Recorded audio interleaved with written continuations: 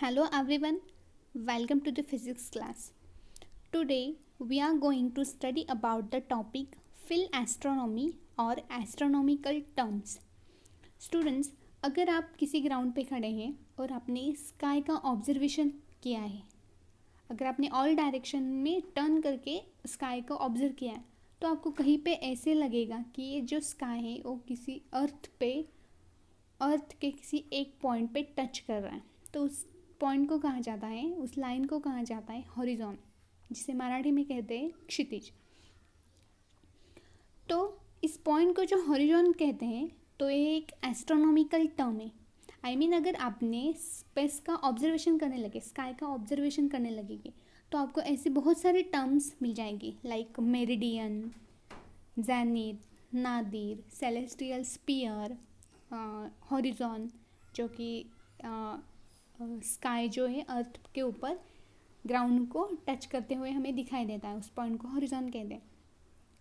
तो ऐसे astronomical terms हमें ऑब्जर्व होंगी. तो एक एक एस्ट्रोनॉमिकल टर्म हम इस क्लास में स्टडी करेंगे. So let's start with celestial sphere. हम स्टार्ट करते हैं पहले सेलेस्टियल स्पीयर क्या है. See celestial sphere. अगर आप अर्थ सरफेस पे खड़े हैं, यहाँ पे सी अर्थ सरफेस पे आप यहाँ पे खड़े हैं,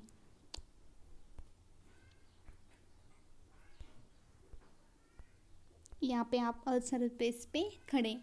अगर आपने ऑब्जर्व किया, पूरी तरह स्काई को ऑब्जर्व किया, तो आपको ऐसे लगेगा एक सर्कल की तरह है, अर्थ के सराउंडिंग में एक सर्कल है. तो ये जो सर्कल है उसे कहा जाता है, स्पीयर है उसे कहा जाता है सेलेस्टियल स्पीयर.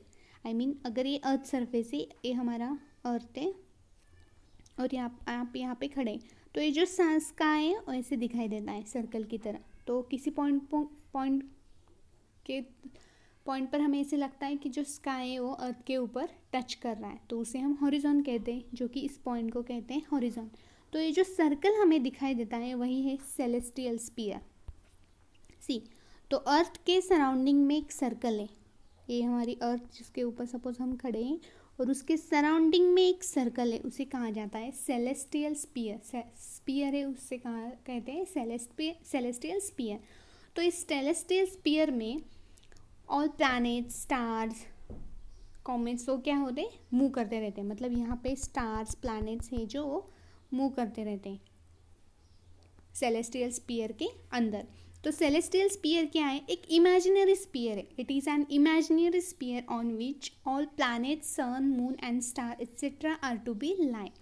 एक ऐसा इमेजिनरी स्पीयर है जिसके ऊपर all planet, sun, moon, star वो लाई करते हैं. सपोज यहाँ पे है हमारा सन और ये बाकी प्लैनेट्स है, और यहाँ पे है अर्थ. तो अर्थ के सराउंडिंग में एक ऐसा स्पीयर है जिसके अंदर हमें ऐसे लगता है कि सन, मून, स्टार, प्लैनेट सब लाई करते हैं. इट इज़ एन इमेजिनरी, वो एक इमेजिनरी स्पीयर है. तो वो है celestial sphere. The sphere of infinite radius with earth at centre. तो अर्थ के सेंटर से उसकी रेडियस बहुत ही ज़्यादा है, मतलब इनफाइनाइट है. The stars and planet moving in the sky appears to be moving on this sphere. This virtual sphere is called celestial sphere. तो हमें पता है स्टार्स एंड प्लैनेट क्या कर रहे हैं, मूव कर रहे हैं, बट हमें ऐसे लगता है कि वो सेलेस्टियल स्पीयर के अंदर मूव कर रहे हैं. तो मैंने पहले ही कहा है कि सेलेस्टियल स्पीयर एक इमेजिनरी स्पीयर है, एक इमेजिनरी स्पीयर है जो कि हमें ऐसे लगता है कि स्टार, प्लैनेट, सन, मून उसके अंदर लाई करते हैं और वो रिवॉल्व करते हैं. तो this is a celestial sphere. I hope आप समझ गए होंगे कि सेलेस्टियल स्पीयर क्या है. Celestial sphere is a imaginary sphere है. तो एक इमेजिनरी स्पीयर है जिसके अंदर all planet, sun, moon and star lie करते हैं. Now we are going to study about nadir and zenith. See zenith and nadir क्या है. तो सेलेस्टियल स्पीयर हमने स्टडी किया है कि वो एक इमेजिनरी स्पीयर है. जैसे देखिए, सपोज ये अर्थ सरफेस है, उसके नीचे हमारी अर्थ है, मतलब ये अर्थ है और ये अर्थ सरफेस है. अर्थ सरफेस पे एक गर्ल यहाँ पे खड़ी है, तो उसे क्या लग रहा है कि स्काई कहाँ पे, तो अर्थ को टच कर रहा है, अर्थ सरफेस को टच कर रहा है. तो ये जो स्पीयर है तो यहाँ पे टच कर रहा है. सी इस दो पॉइंट पे स्काई अर्थ को टच कर रहा है, तो इस पॉइंट को क्या कहेंगे हम? हॉरिजॉन, क्षितिज। और ये जो स्पीयर है उसे हम कहेंगे सेलेस्टियल स्पीयर। तो ये इमेजिनरी स्पीयर है। Now what is a zenith? तो जेनिथ क्या है? अगर आप ग्राउंड पे कहीं पे खड़े हैं एंड किसी पॉइंट पर आपके पॉइंट से, मतलब आप जहाँ से खड़े हैं, सेलेस्टियल स्पीयर आपके हेड के ऊपर से जो पॉइंट सेलेस्टियल स्पीयर को टच करेगा एग्जैक्टली उस पॉइंट को हम कहेंगे जेनिथ। सी, जेनिथ क्या है? While standing on the ground, the point on which celestial sphere exactly above our head is called zenith. तो यहाँ पे एक लड़की है, सी। तो मैंने पहले बोला this is a celestial sphere. ये जो पॉइंट है सारे यहाँ पे आपको ऐसे लग रहा है, टच कर रहा है कि स्काई क्या कर रहा है? अर्थ को टच कर रहा है, ऐसे हमें लग रहा है। एग्जैक्टली ऐसे नहीं होता, अपीयर्स हमें ऐसे लगता है कि वो टच कर रहा है, तो ये है हॉरिजॉन। तो जेनिथ हम देख रहे थे।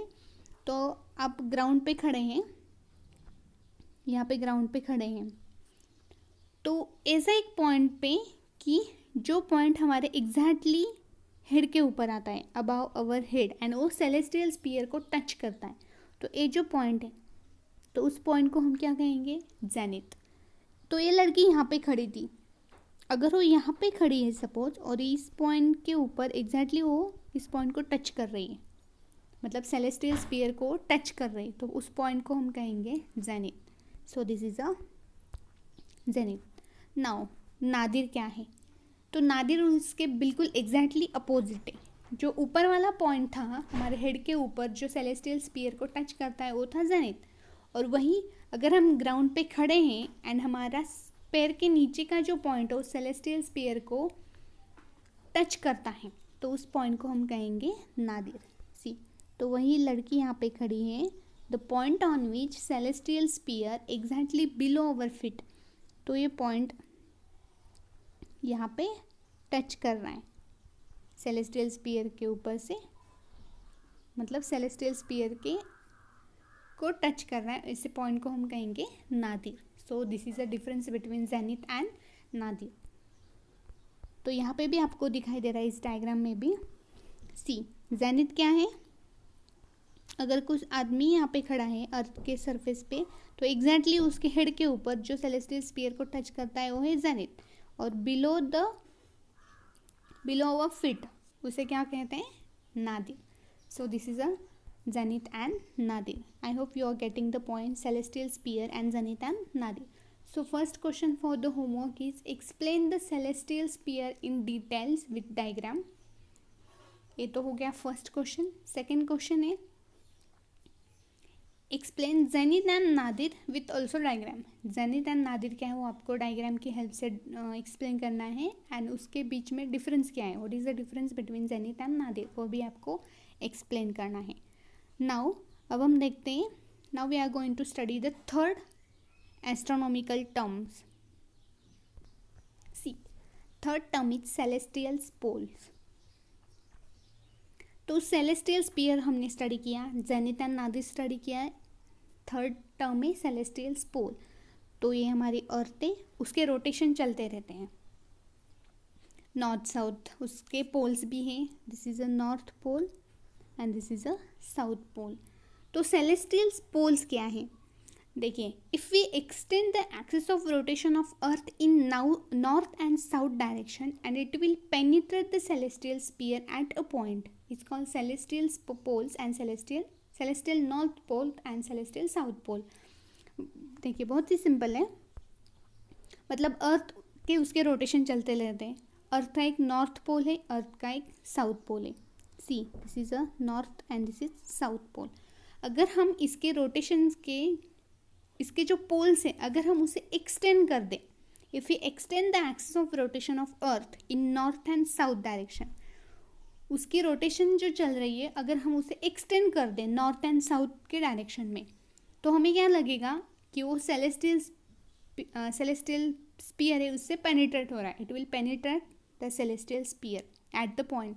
तो देखिए ये उसके सेलेस्टियल स्पीयर के पॉइंट से पेनिट्रेट हो रही है, हमें ऐसे लगेगा। तो उस पॉइंट को कहा जाता है celestial north pole and celestial south pole. तो मैं फिर से एक्सप्लेन करती हूँ सेलेस्टियल पोल्स क्या हैं। हमें पता है कि अर्थ के उसके रोटेशन, खुद के रोटेशन चलते रहते हैं, अर्थ रोटेट करती रहती है, तो उसकी जो एक्सिस होती है अर्थ के रोटेशन की, अगर हमने उस एक्सिस को नॉर्थ एंड साउथ डायरेक्शन में एक्सटेंड कर दिया तो हमें ऐसे लगेगा कि वो सेलेस्टियल स्फीयर से पेनिट्रेट हो रही है, तो उसे ही उस पोल को कहा जाता है। और जिस पॉइंट पे वो सेलेस्टियल स्फीयर से पेनिट्रेट हो रही है उस पोल को कहा जाता है celestial north pole and celestial south pole. तो देखिए यहाँ पे अर्थ है तो रोटेशन कर रही, अगर हमने उसके साउथ एंड नॉर्थ डायरेक्शन में उसे एक्सटेंड कर दिया, मतलब हमें इसको यहाँ इस डायरेक्शन में एक्सटेंड कर दिया, तो हमें ऐसे लगेगा कि वो सेलेस्टियल स्फीयर से पेनिट्रेट कर रही, और जिस पॉइंट से वो पेनिट्रेट कर रही उस पॉइंट को हम कहेंगे सेलेस्टियल नॉर्थ पोल एंड इस पॉइंट को हम कहेंगे celestial south pole. Point where the earth axis of rotation meet with celestial sphere, simply क्या है, ऐसे जो पॉइंट जहाँ पे अर्थ के एक्सिस के जो रोटेशन है वो सेलेस्टियल स्फीयर से मीट कर रहे हैं, हमें ऐसे लग रहा है, तो इस पॉइंट को हम कहेंगे सेलेस्टियल स्फीयर। तो ये है celestial sphere. I hope you are getting the point celestial sphere. तो next question for the homework is write a short note on celestial pole. Celestial pole के ऊपर आपको शॉर्ट नोट लिखवानी है with the help of diagram, आपको diagram भी उसकी बनानी है। See next term is meridian. जो हम एस्ट्रोनॉमिकल टर्म्स देख रहे हैं उसकी नेक्स्ट टर्म है मेरिडियन। आपके बुक में ये सब टर्म्स एक्सप्लेन किए। तो मेरिडियन क्या है, अब तक हमने क्या स्टडी किया है, celestial sphere, zenith, nadir and celestial pole, celestial south pole and celestial north pole. तो मेरिडियन क्या है, मेरिडियन को देखने से पहले हम देखेंगे ग्रेट सर्कल क्या है। तो ग्रेट सर्कल क्या है, देखिए ये हमारी अर्थ है, सॉरी सेलेस्टियल स्फीयर। तो ऐसे जो सर्कल कि जो हम स्फीयर से ड्रॉ कर सकते हैं और उसका सेंटर है जो सेम सेंटर है as that of the earth, मतलब हमारा अर्थ का, सपोज ये हमारी अर्थ है उसका ये सेंटर है, ठीक है। तो हमने ऐसे सर्कल ड्रॉन किए जो कि सेलेस्टियल स्फीयर से, मतलब ऐसे सर्कल का सेंटर भी वही सेंटर है जो कि अर्थ का सेंटर है। सी मैं फिर से एक्सप्लेन करती हूँ। All the circle that can be drawn on the surface of the sphere that has the centre at same as that of the sphere. मतलब देखिए ये तो पहले एक सर्कल ड्रॉ किया है जिसका सेंटर है ए और अर्थ का सेंटर भी क्या है वही, तो ये एक सर्कल क्या हो गया सेलेस्टियल, सॉरी ग्रेट सर्कल, ये हो गया ग्रेट सर्कल। अगर हमने ऐसा एक सर्कल बनाया तो हो गया ग्रेट सर्कल, ऐसा एक सर्कल बनाया तो हो गया ग्रेट सर्कल। तो ग्रेट सर्कल क्या है, जिसका सेंटर अर्थ के सेंटर के इक्वल है। अगर हमने ऐसे कुछ सर्कल्स ड्रॉन किए कि जिसका सेंटर और अर्थ का सेंटर एक ही, तो ऐसे सर्कल को हम कहेंगे ग्रेट सर्कल। तो मेरिडियन क्या है, the great circle passes through celestial poles and observers zenith and nadir, it's called meridian. तो देखिए मेरिडियन यहाँ पे आपको दिख रहा है, ये येलो कलर की ये मेरिडियन। तो मेरिडियन क्या है, मेरिडियन एक ग्रेट सर्कल ही है जो कि सेलेस्टियल पोल से पास होता है and observer zenith and Nadir को भी वो टच करके जाता है। देखिए ये जेनिथ यहाँ पे, इस पॉइंट को हम कहते हैं जेनिथ एंड इस पॉइंट को हम कहते हैं नादिर। और सेलेस्टियल पोल्स ये दोनों हैं, ये सेलेस्टियल नॉर्थ पोल है एंड सेलेस्टियल साउथ पोल।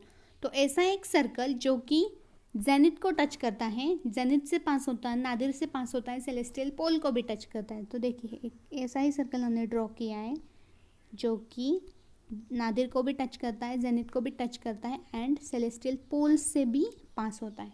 तो ऐसे सर्कल को ही कहा जाता है meridian. So this is a meridian. I hope you are getting the point. Meridian, meridian क्या है आपको समझ में आया होगा कि मेरिडियन एक ऐसा सर्कल ही है, ग्रेट सर्कल ही है कि जो जेनिथ से पास होती है, नादिर से भी पास होती है और great celestial north and south pole को भी टच करके पास होती है। तो ऐसे सर्कल को हम कहते हैं meridian.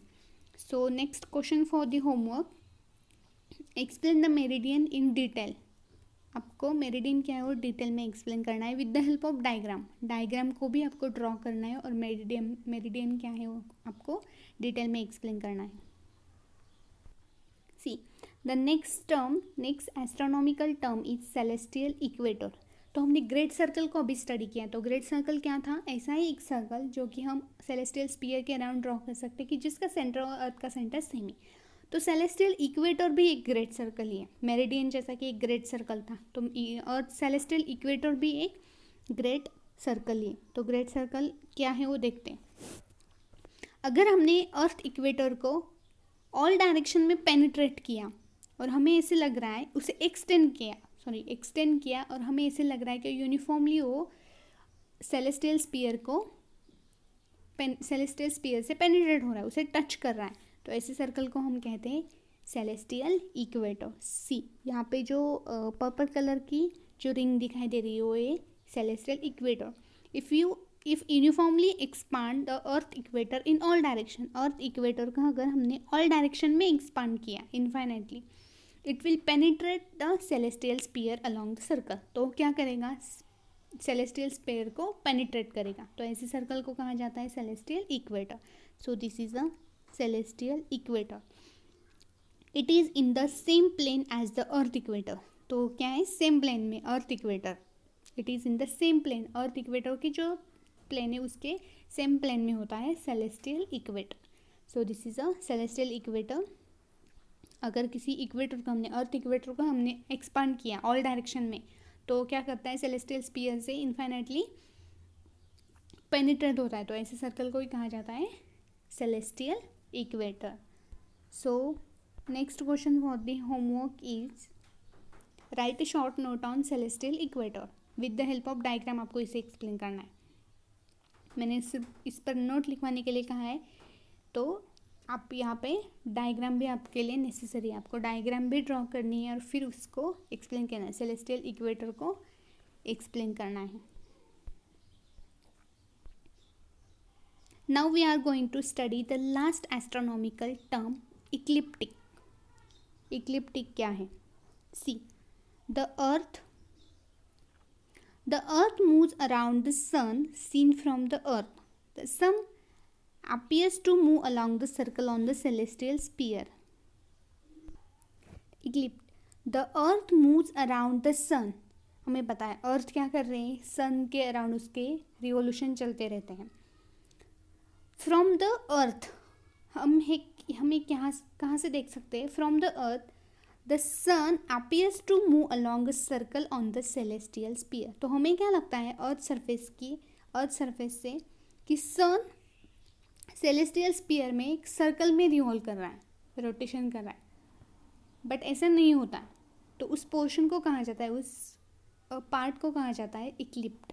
This circle describing the apparent motion of the sun around the earth is called eclipse.